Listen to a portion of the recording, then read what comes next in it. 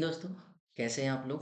बहुत अच्छे से आप लोगों की दिवाली हुई होगी और आशा करते हैं कि अगली दिवाली तक आप लोगों के पास एक पोस्ट हो, क्योंकि 2024 का जो लास्ट के 2 मंथ रह गए हैं, इसमें कोई ना कोई अभी एग्जाम जो बचे हुए, उनमें से एक आध दो एग्जाम हो सकते हैं या 2025 में कुछ एग्जामों की आप लोगों को रूपरेखा देखने के लिए मिल सकती हैं। अब वर्ग 3 का जो एग्जाम है वो 10 तारीख से होना है। आज आपकी 2 तारीख हो गई है, मतलब 3 और 4 के बीच में आपके प्रवेश पत्र जारी होने की पूरी पूरी संभावना है। और आप लोगों की इसी तैयारी को मैं देखते हुए कोशिश कर रहा हूँ कि आज आप लोगों का ये हिंदी पैडो की यूनिटें कंप्लीट हो जाए और सीडीपी के भी मैं आपको प्रैक्टिस सेट करा दूं। और आज आप लोगों को एक सुबह मैंने एक प्रैक्टिस सेट के लिए दे दिया है पेपर। आप लोग उसको हॉल कीजिए और उसकी जो व्याख्या है उसको ध्यान से सुनिएगा, क्योंकि कई क्वेश्चन में गड़बड़ी थी। चलो शुरू करते हैं। सबसे पहले वीडियो देखते हैं। लेखन कौशल क्या है इसके बारे में बोला गया है। लेखन कौशल लास्ट कौशल रह गया था हमारा, ये चौथा कौशल है। आप लोगों ने पढ़ना, सुनना, बोलना ये सब पढ़ लिया है। आज लिखने वाली बात करते हैं। लेखन का मतलब होता है जो आपने मौखिक रूप से कहा है या जो आपके मन में चल रहा है, उसको एक लिपि के माध्यम से लिख कर रखना या एक सांकेतिक शब्द या अक्षर के माध्यम से व्यक्त करना, उसको कहते हैं। तो मौखिक रूप के अंतर्गत भाषा का ध्वन्यात्मक रूप, याद रखिए, मौखिक रूप के अंतर्गत भाषा का ध्वन्यात्मक रूप एवं भावों की मौखिक अभिव्यक्ति आती हैं। जब इन ध्वनियों को प्रतीकों के रूप में व्यक्त किया जाता है और उन्हें लिपिबद्ध करके स्थायित्व प्रदान किया जाता है। याद रखिए, लेखन कौशल जो होता है वो किसी भी प्रकार की चीजों को जो मौखिक रूप से आप कह रहे हो उसको स्थायित्व प्रदान करता है। और लिपिबद्ध, याद रखिए लिपि, तो वह भाषा का लिखित रूप कहलाता है। भाषा के इस प्रतीक रूप की शिक्षा, अगर बच्चों को प्रतीक रूप की शिक्षा दी जाए, प्रतीक मतलब मान लीजिए अगर आप कल लिख रहे हो तो बच्चों को बताओ कि इसमें कौन सी ध्वनि है, क है, ल है और उनके अंदर भी है अ की ध्वनि, तो वो प्रतीक रूप कहलाएंगे। तो भाषा के इस प्रतीक रूप की शिक्षा, प्रतीकों की को पहचान कर उन्हें बनाने की क्रिया अथवा ध्वनियों को लिपिबद्ध करना, लिखना और इसमें दक्षता प्राप्त करना ही लेखन कौशल के अंतर्गत आता है। लेखन कौशल अगर आप लोग देखें तो एक व्यक्ति की वह क्षमता होती है जिसमें व्यक्ति अपने विचारों को और भावनाओं को या जानकारी को लिख कर रखता है। वह क्षमता होती है जिसमें व्यक्ति अपने विचारों, भावनाओं और जानकारियों को लिख कर रखते हैं और जानकारियों को लिख कर रखते हैं। ये कहलाता है लेखन कौशल। और अच्छा हाँ, इसमें एक चीज बड़ी अच्छी बात है कि इसमें आप लोगों को वाचन कौशल का भी सहारा मिल सकता है। वाचन मतलब आपने जो लिख रहे हैं उसको पढ़ते हुए लिखना। आ, वाचन हो गया, बोलना हो गया, है ना? ठीक है। सुनना, अगर आपने सही सुना होगा तो सही लिखोगे, है ना? सुनना, बोलना। अब लिखने की बात हो रही है ना, तो ये चारों कौशलों की बातें यहाँ पर समाहित हो जाएगी। अब अगर मैं लेखन कौशल की बात करूं तो लेखन कौशल के अंतर्गत आप लोग बच्चों को कुछ स्टोरीज वगैरह लिखने के लिए कह दीजिए। जैसे कि खुद के ऊपर लिखने के लिए कह दीजिए। खुद के ऊपर का मतलब ये होता है, उनसे ये कहिए कि आज आप लोगों ने क्या क्या सीखा है, क्या क्या पढ़ा है, उसको समझाइए। तो लेखन कौशल की प्रैक्टिस कैसे करा सकते हैं? तो लेखन कौशल हो सकता है कैसे? कथा लेखन करके। कथा लेखन का मतलब ये होता है कि बच्चों से अपनी खुद की स्टोरी लिखवाइए, है ना? उनसे कहिए कि आज सुबह से बेटा तुम लोगों ने क्या क्या किया है वो बताइए, छोटी छोटी चीजों। या गर्मियों की छुट्टी में तुम लोग कहाँ गए थे, कैसे तुम लोगों ने अपनी गर्मियों की छुट्टी मनाई, या तुम लोगों ने कहीं घूमने गए थे। दिवाली में आप लोगों ने क्या क्या किया, दिवाली का समय चल रहा है तो आप दिवाली पर लिखवा लीजिए। ये हो जाएगा कथा कौशल के अंतर्गत। दूसरा कौशल ये भी हो सकता है लेखन कौशल को और बेहतर बनाने के लिए, वर्णात्मक कौशल। वर्णनात्मक लेखन, इस लेखन में ये होता है कि आप बच्चों को कोई एक टॉपिक दे दीजिए और बोले इसको वर्णन कीजिए। जैसे घर के सामने कहीं या घर में या कहीं अगर आप लोगों ने छोटे छोटे पौधे लगा रखे हैं तो उन पौधों का वर्णन करने के लिए कह दिए। मान लीजिए आप उनको कह दीजिए कि घर में एक गुलाब का पौधा है। अब उस गुलाब के पौधे को देखकर ये बताइए, बोलिए कि इसमें टहनियाँ कैसी हैं, उसकी पत्तियां कैसी दिख रही हैं, उसके फूल किस रंग के हैं, और उसमें कौन कौन सी चीजें आप लोगों ने खाद कैसे कब डाली, पानी कब डालते हो। तो ये धीरे धीरे धीरे धीरे उन लोगों को एक चीज के बारे में वर्णन करते हैं कि क्षमताएं विकसित होने लगेगी। अगला होता है तर्क। तर्क का मतलब ये होता है, अगला है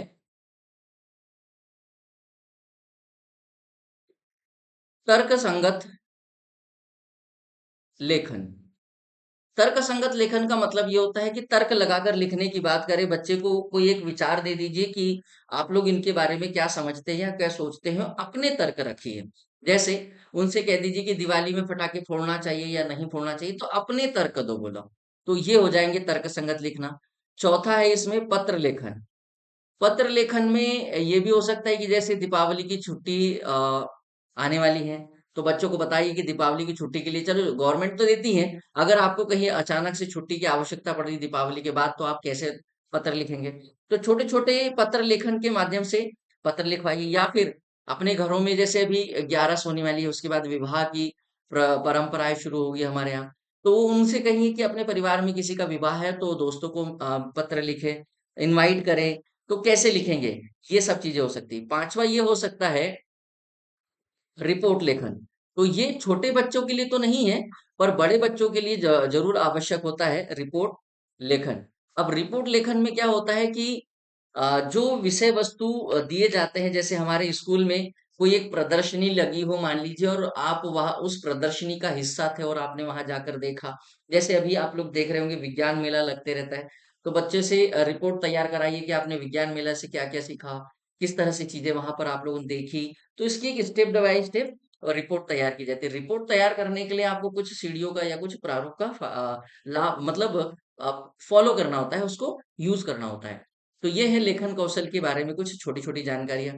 अब लेखन कौशल के लिए कुछ महत्वपूर्ण बिंदु है लेखन कौशल के उद्देश्य। अब लेखन कौशल के अगर हम उद्देश्य की बात करें,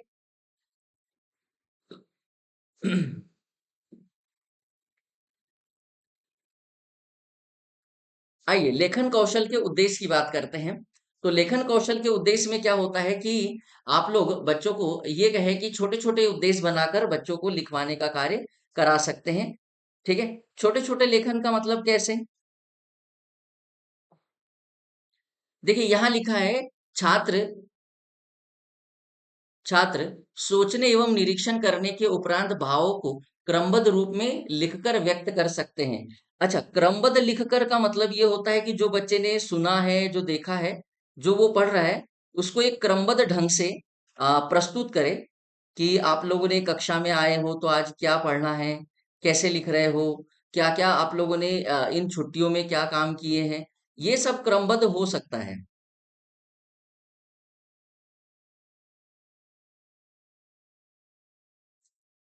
ठीक है, अगला, छात्र सुपाठ्य लेख लिख सके, शब्द की शुद्ध वर्तनी लिख सके।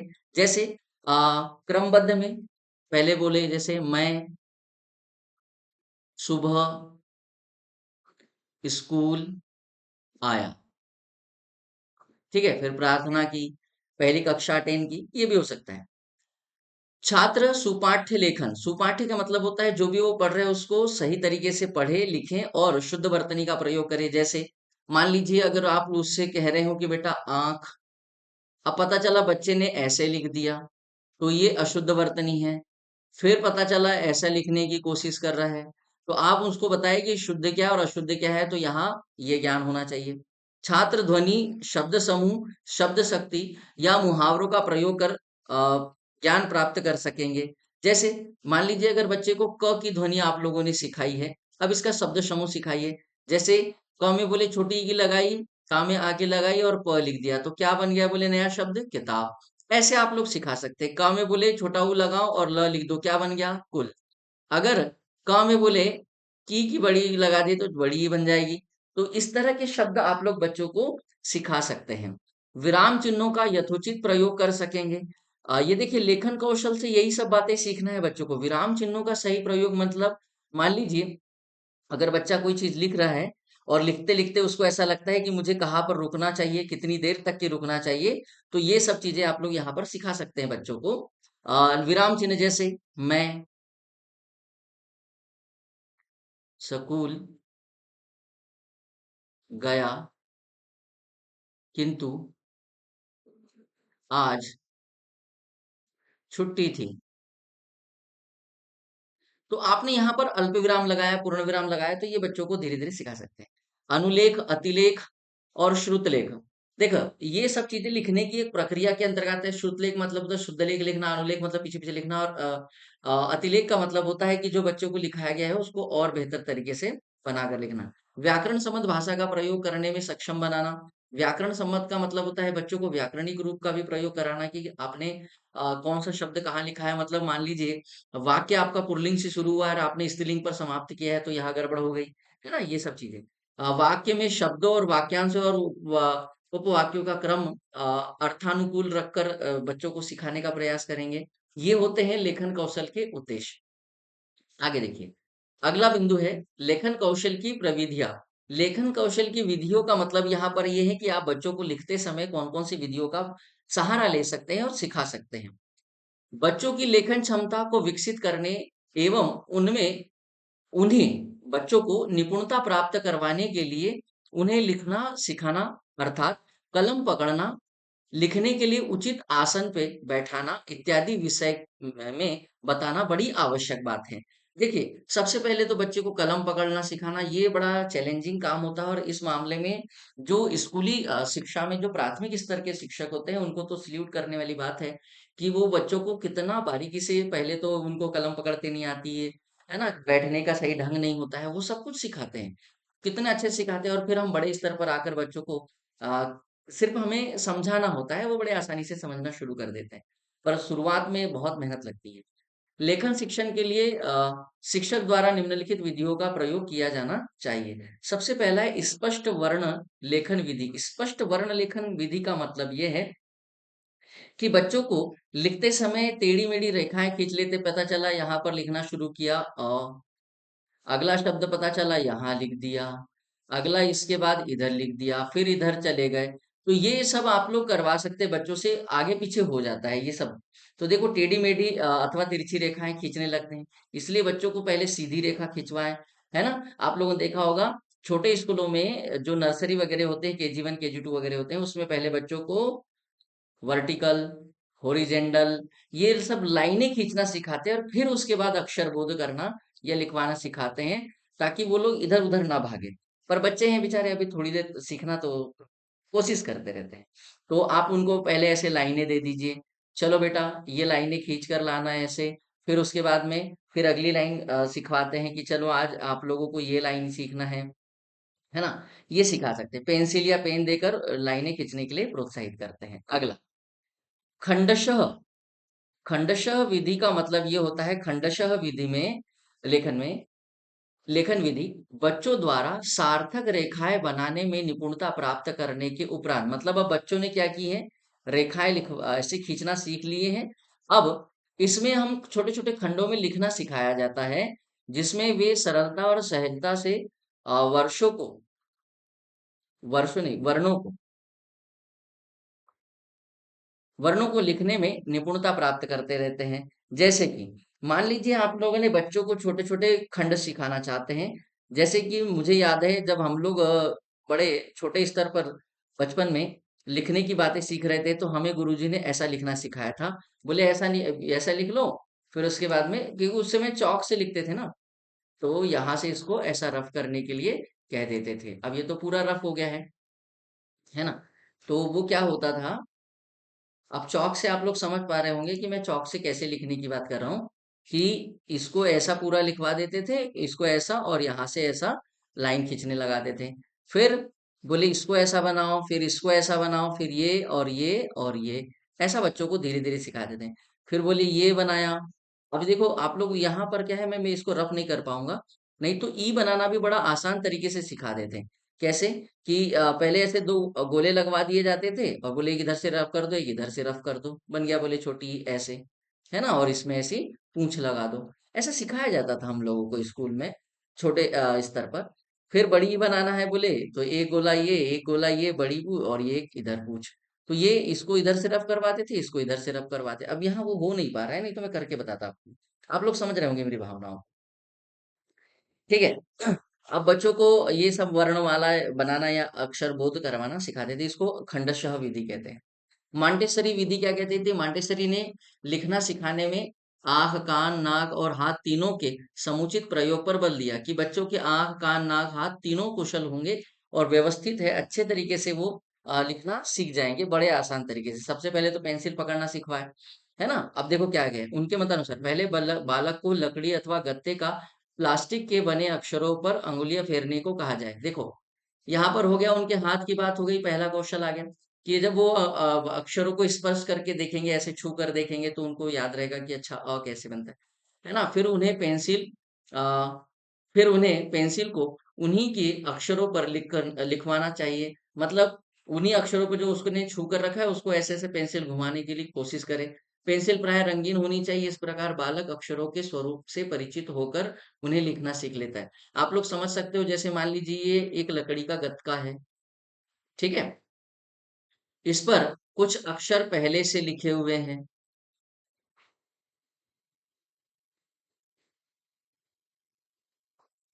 अब मैं पूरे नहीं बना पाऊंगा। आप बच्चों को पहले इसको छूने के लिए कहें, है ना? देख भी रहा होगा, छू भी रहा होगा।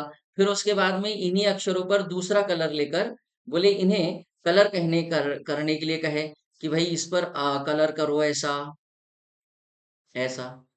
तो वो बच्चे कलर करने लगते हैं ऐसे, है ना? ऐसे, ठीक है? ऐसे कलर करने से उनको, अच्छा रंगीन होनी चाहिए बोले पेंसिल, ऐसे उसके ऊपर घुमाते रहते हैं। आजकल उसके लिए देखा आप लोगों ने, प्रैक्टिस बुक जो छोटे छोटे बच्चों की आती है, उस पर मैंने देखा है, मेरे घर में छोटे छोटे बच्चे हैं भाई साहब के, तो वो बच्चे जो है अभी सीख रहे हैं, तो वो अक्षरों में इस तरह से ऐसे दिए होते हैं, ऐसे ऐसे। ठीक है। फिर उसके बाद में इधर साइड ऐसे पूरी एक लाइन दी होती है, तो बच्चों को यहाँ प्रैक्टिस, पहले इधर साइड पूरा ऐसा बना के दिया जाता है और फिर ये बाकी प्रैक्टिस के लिए दिए जाते हैं। तो बच्चे उन पर ऐसे घुमा घुमा कर, पेंसिल घुमा घुमा कर देखते रहते हैं और सीखते रहते हैं। अगला देखिए, रूपरेखानुकरण विधि। रूपरेखानुकरण विधि का मतलब ये होता है कि बच्चों को रूपरेखा के माध्यम से सिखाने का प्रयास करते हैं कि पहले श्यामपट्ट पर या बच्चों की जो स्लेट होती है या कॉपी होती है, उससे कुछ शब्द बना दिए जाते हैं, कुछ अक्षर बना दिए जाते हैं, कुछ निशान बना दिए जाते हैं और बच्चों को कहा जाता है कि उसी प्रकार के वर्ण आपको लिखना है, लिख लिख कर देखना है और उस पर काम करना है, अभ्यास करते रहना है। इस विधि में शिक्षक श्यामपट्ट या स्लेट पर चौक या पेंसिल से कुछ बिंदु बना देते हैं। मैंने अभी कहा ना कि कुछ बिंदु बना देते हैं, जैसे ये इस तरह से भी ऐसे बना देते हैं, ठीक है? बनाते हुए शब्द या वाक्य लिख देते हैं और छात्रों से उन निशानों पर पेंसिल से लिखने के लिए बोला जाता है, जिससे शब्द, वाक्य या वर्ण उभर आए। इस प्रकार अभ्यास के माध्यम से वह वर्णों को लिखना भी सिखा देते हैं। अब जैसे मान लीजिए राम लिखवाना है, तो कुछ इस तरह से गुरुजी ने क्या किया, ऐसे ऐसे शब्द लिख, ऐसे डॉट डॉट डॉट बनाकर लिख दिए, ठीक है? अब बच्चों से बोला गया कि इस शब्द पर चौक से या पेंसिल से इन बिंदुओं को मिलाते जाइए और लिखते हुए चलिए, उसको कहते हैं रूप रेखा अनुकरण विधि। अगली विधि है पेस्टोलॉजी विधि, जो कि ये चौथे नंबर की विधि है। पेस्टोलॉजी विधि के अंतर्गत बच्चों को वर्णों को लिखना सिखाने के लिए उन्हें लकड़ी या प्लास्टिक से बने अर्धवृत्त या वृत्त या रेखाओं इत्यादि टुकड़ों को मिलाकर वर्ण बनाना सिखाया जाता है। इस विधि में एक समान आकृति वाले वर्णों को एक समूह में बनाकर साथ साथ सिखाया जाता है। अब इसमें देखा होगा आप लोगों ने प्लास्टिक वगैरह में कि जैसे वो एक प्ले टाइप का खेलने के लिए आती हैं। उसमें क्या होते हैं कि ऐसे खाँचे बने होते हैं, वो एक-दूसरे से जुड़ भी जाते हैं और कई बार तो उसमें हम लोग कह सकते हैं कि मैग्नेट भी लगी होती हैं, तो वो एक-दूसरे से शब्द जुड़ते हुए चले जाते हैं। ठीक है? ऐसा पता चला एक टुकड़ा यहाँ है अ का, जैसे ये टुकड़ा है ना? अब ये ऐसा बना होगा, ये एक डंडी ऐसी कहीं पड़ी होगी, तो इन सबको ऐसे बनी होगी। तो इन सबको जोड़ने के लिए वो वर्ड प्ले टाइप का बना होता है, उसको पेस्टोलॉजी कहते हैं। अगला, स्वतंत्र अनुकरण विधि। स्वतंत्र अनुकरण विधि का मतलब ये होता है कि इस विधि में शिक्षक इस प्रविधि में श्यामपट्ट, अभ्यास पुस्तिका या स्लेट पर अक्षरों को लिख देते हैं और छात्रों को कहा जाता है कि उन अक्षरों को देख देकर उनके नीचे स्वयं उसी प्रकार के अक्षर बनाएं। प्रारंभ में बच्चे इसी विधि से सीखते हैं। याद रखिए, ये बिल्कुल प्ले स्कूल या नर्सरी स्कूल के लिए होता है कि जैसे मान लीजिए होमवर्क के तौर पर बच्चों को आज दे दिया कि गाय हमारी पालतू पशु है। अब ऐसा एक वाक्य लिख कर दे दिया तो बच्चों को बोला जाता है कि बेटा इसी को आपको रिपीट कर करके लाना है। और बोले कितनी टाइम, तो बोले 5 टाइम। ऐसा लिखा होता है मेरे यहाँ छोटे, मैंने बताया ना कि भाई साहब का बच्चा है, वो अभी इसी वर्ग मतलब सेकंड में है वो। तो उसको इस तरह के वाक्य लिख कर भेजे जाते हैं रोज होमवर्क के तौर पर कि आज ये होमवर्क करके लाना है। इंग्लिश के कुछ सेंटेंस लिख दिए जाते हैं, बोले ये लिख कर लाना है। गणित के कुछ दे दिए जाते हैं, मतलब बार बार उसी को प्रैक्टिस करवाया जाता है उसको।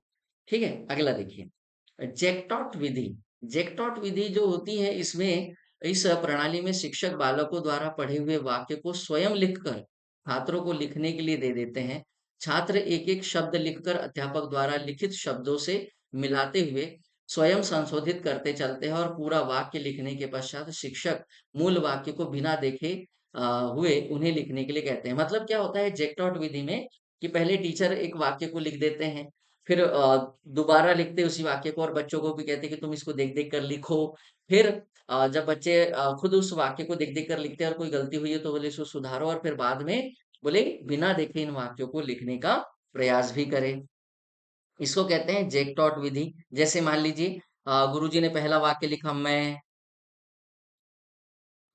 घर जा रहा हूँ। छोटे बच्चों को इसी तरह के छोटे छोटे वाक्य लिखवाए जाते हैं, है ना। अब ये गुरुजी ने ऐसा वाक्य लिख दिया, अब वो क्या करेंगे, एक बार खुद से प्रैक्टिस करेंगे। बोले देखो मैं इस शब्द को देख देख कर लिख रहा हूँ। देखो पहले मैंने ऐसी डबल डंडी लगाई, फिर बिंदी लगाई। फिर बोले मैंने घ लिखा, र लिखा और ये उसका सिर बांध दिया। फिर बोले जा लिखा, सिर बांध दिया। फिर बोले र लिखा, हा लिखा, आ की मात्रा लगाई और सिर बांध दिया। फिर ह लिखा, ह में बड़ा ऊ की मात्रा लगाई, चांद बिंदी लगाई और हो गया हूँ। अब तुम लोग प्रैक्टिस करो, तो बच्चे लोग यहाँ पर प्रैक्टिस करते हैं, इस तरह से लिख कर देखते हैं। ठीक है। हाँ, मैं थोड़ा जल्दी लिख रहा हूँ पर वो थोड़ा टाइम लगा कर लिखते हैं। छोटे बच्चे आप लोग समझ सकते हो कैसा लिखते हैं। अब ये 2-3 बार प्रैक्टिस हो गई। एक बार ये सर ने ये एक बार लिख कर बता दिया, वाकई ये गुरुजी ने लिख कर बता दिया कि कैसे आपको बनाना है। फिर ये बच्चे करने लगे और फिर क्या हुआ, अब बोले बिना देखे इसको लिख कर बताओ कि पहले कौन सा वाक्य आया, फिर कौन सा आया, फिर कौन सा आया। तो इसको कहते हैं जैकटॉट विधि। अगला देखिए, लेखन कौशल में कुशलता प्राप्त करने के लिए लेखन अभ्यास को आगे 3 और श्रेणियों में विभाजित किया जा सकता है, जो कि सुलेख, अनुलेख और श्रुतलेख होता है। सुलेख का मतलब होता है बच्चे सुंदर तरीके से या अच्छे तरीके से लिखने का प्रयास करते हैं, सुलेखन या सुंदर। लेख को मतलब सुंदर लेख को सुलेख कहते हैं। सुंदर लेख को याद रखिए, वो शब्द उधर आगे चला गया। सुंदर लेख को सुलेख कहते हैं। इसमें बच्चे को पाठ्य पुस्तक में से देख देख कर लिखने के लिए कहा जाता है। मतलब अगर वहां पर क, का, की की लिखी हुई है तो उसी लाइन को बोल देंगे तीन, आज 3 शब्द तक, ग तक अच्छे से लिख कर लाना, देख देख कर। लिखना सिखाते वक्त इस बात का विशेष ध्यान रखना चाहिए कि छात्रों की लिखावट खराब ना होने पाए। मतलब वो लिखते समय उनकी राइटिंग पर बराबर ध्यान रखें। सुलेख शिक्षित व्यक्ति का एक आवश्यक गुण होता है, क्योंकि सुलेख हर को नहीं कर सकता है, एक शिक्षित व्यक्ति ही कर सकता है जो सुंदर और अच्छे तरीके से ढंग से लिखने का प्रयास करते हैं, अभ्यास करते हैं। अनुलेखन विधि या अनुलेख विधि, सुंदर लिखावट। सुंदर लिखावट के लिए प्रतिलेख या अनुलेख, जिसको बोलते हैं पोस्ट स्क्रिप्ट, मतलब पीछे पीछे लिखना देख देख कर, का भी आश्रय लिया जाता है। अनुलेख का अर्थ होता है किसी लिखावट के पीछे या बाद में लिखना।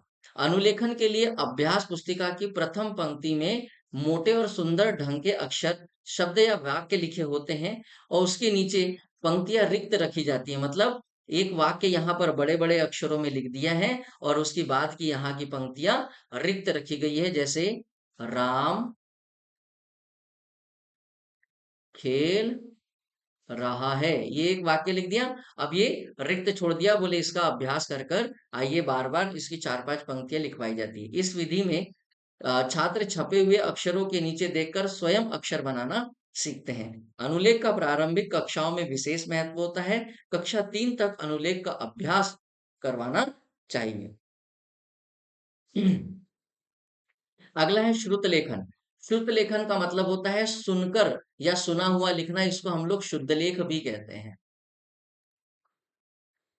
शुद्ध लेख का मतलब ये होता है कि बच्चे क्या हमने क्या बोल रहे हैं, वाक्य कैसे बोल रहे हैं, उसको सुन सुनकर लिखना। इस विधि में अध्यापक बोलते हैं और छात्र उनके कथनों को सुनकर अभ्यास पुस्तिका या तख्ती या जो भी उनके पास कॉपी होती है उसमें लिखते हैं। श्रुत लेख में सुंदर लिखावट का इतना महत्व नहीं होता है, किंतु वर्तनी का बड़ा महत्व रहता है। देखो, महत्व भाषा की शुद्धता का अधिक हो जाता है, वर्तनी का विशेष महत्व होता है यहाँ पर। किसका? वर्तनी का। शुद्धलेख वर्तनी शिक्षण के लिए आवश्यक होती है। ये देखिए, सुनकर लिखने में एक निश्चित गति से लिखने का अभ्यास भी होते जाता है। बच्चों को ये पता चल जाता है कि किस शब्द को कितनी स्पीड से, मतलब स्पीड भी उनकी मेंटेन हो जाती है और बनावट भी आ जाती है अक्षरों की, और बहुत अच्छे से मतलब यहाँ से 2-3 कौशल क्लियर हो रहे हैं। एक तो उनका सुनना, लिखना, है ना? ये चीजें हो जाती है और इससे ज्ञान बोध भी होता है। तो ये थी भैया लेखन कौशल की कुछ बारीकियां जो मैंने आप लोगों को बताई है।